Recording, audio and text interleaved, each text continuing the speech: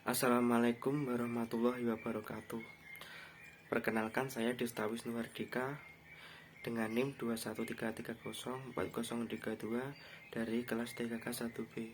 Pada kesempatan kali ini saya akan menjelaskan tentang terkait kedudukan penting pendekatan filosofis dan sofistik dalam kehidupan beragama dan menciptakan masyarakat Islam yang terbuka, kritis, mandiri, dan kreatif. Yang kedua, argumen tentang pernyataan peradaban Islam yang dibangun dari kata Iqra, baik ketika mendukung atau membantah. Nomor tiga, argumen Anda sendiri bagaimana implementasi pesan Iqra dan sejarah peradaban umat Islam dari masa klasik hingga modern. Saya akan menjelaskan terkait tentang kedudukan pendekatan filosofis dan sofistik yang kehidupan beragama yang menjadi masyarakat Islam yang terbuka, kritis, mandiri, dan kreatif. Kata filosofi berasal dari filsafat Yunani kuno yang berarti philos yang berarti cinta, philia yang atau ketertarikan kepada suatu hal atau beberapa hal, sophia artinya hikmah atau pesan yang kita didapat.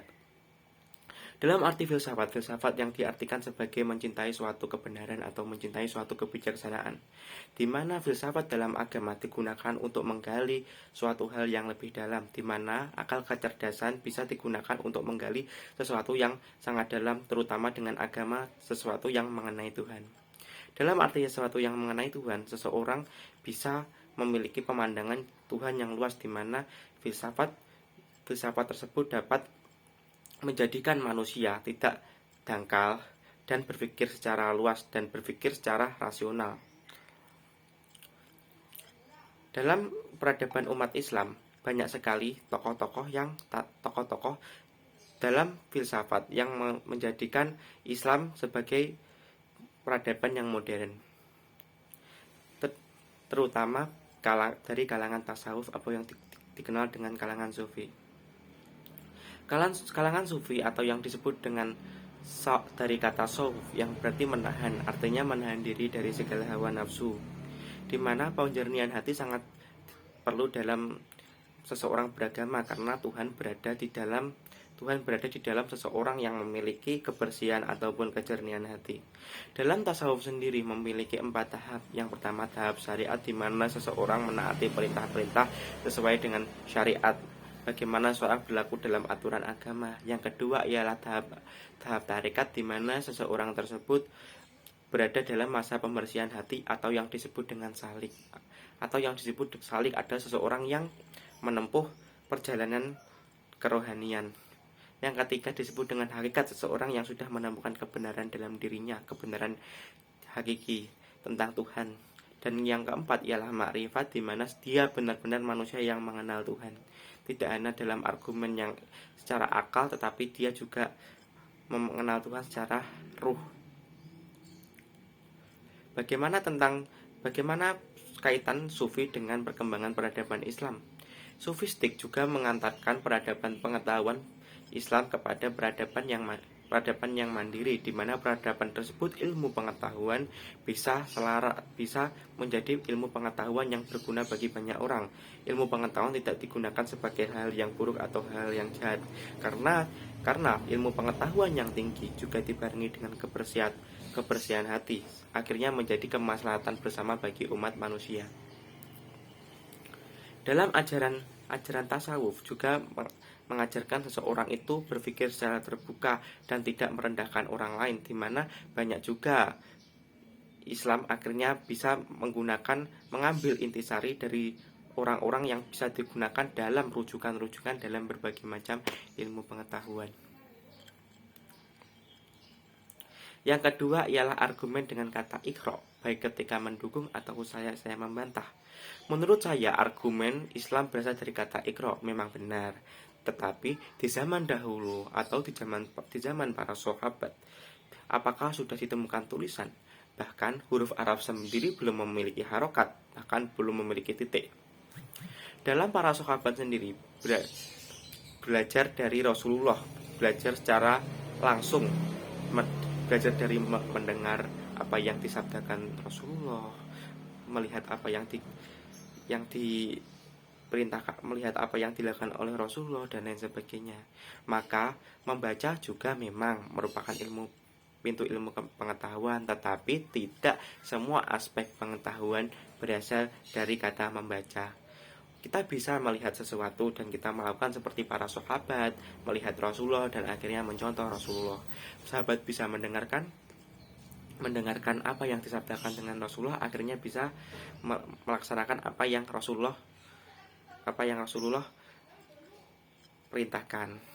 Di zaman dahulu juga, ketika Al-Quran pun belum ada kitabnya, belum ada mushaf dan lain sebagainya, dan ilmu pengetahuan pun belum ada dikitabkan seperti zaman sekarang. Al-Quran masih berada dalam ingatan.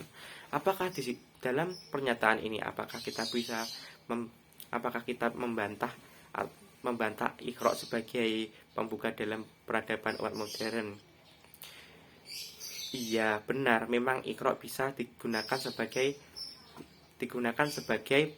pintu kemajuan manusia Islam yang modern, tetapi tidak juga sepenuhnya benar.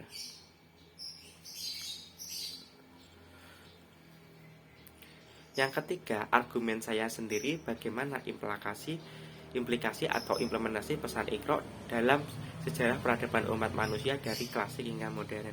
Di zaman dahulu, kita tahu dari masa dinasti Umayyah, dinasti Abbasiyah, dan dinasti Utsmaniyah tersebut merupakan puncak kemajuan dari peradaban Islam, di mana seluruh umat manusia termasuk benua biru menjadikan peradaban Islam sebagai jujukan ilmu pengetahuan.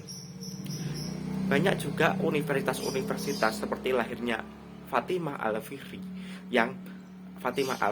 yang mendirikan universitas pertama di dunia, dan juga merupakan suatu aspek bukti bila Islam adalah agama yang mementingkan kemajuan dalam masyarakat, terbuka, kritis, mandiri, dan kreatif, dan lain sebagainya. Kita mengetahui tentang lahirnya banyak ulama-ulama besar seperti Al-Khwarizmi, Ibnu Sina, Imam Al-Ghazali, dan lain sebagainya, di mana pandangan teknologi yang berkembang pesat pada saat ini, termasuk program komputer yang menjadikan media sosial bersumber pada algoritma yang ditemukan oleh Al-Khwarizmi.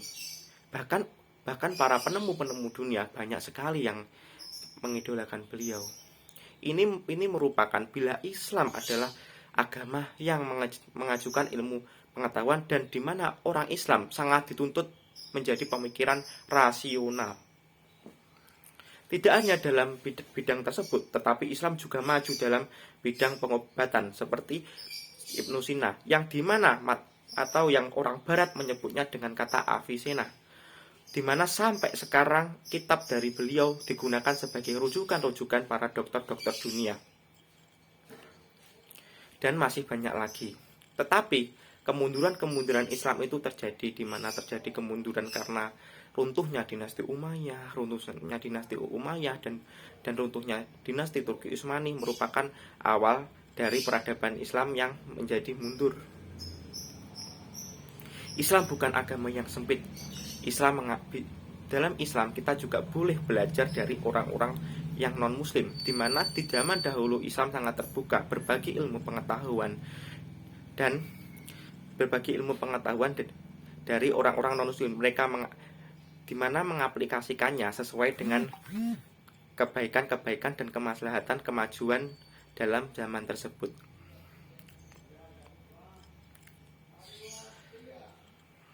Di mana kita mengetahui sebagai bangsa Indonesia kita juga harus mencontoh dan melihat kemajuan Islam yang dulu. Kenapa bisa maju? Oh, kita harus bisa pemikiran terbuka. Oke, mulai dari sekarang kita sebagai umat muslim harus menerapkan banyak hal. Kita mulai banyak membaca, kita harus banyak melihat, kita harus banyak mendengar, dan segalanya tersebut dilandasi dengan ketajaman pikiran, ketajaman akal, dan yang terpenting ialah dilandasi dengan kebersihan hati. Sekian dari saya. Kalau ada kurang lebihnya saya mohon maaf.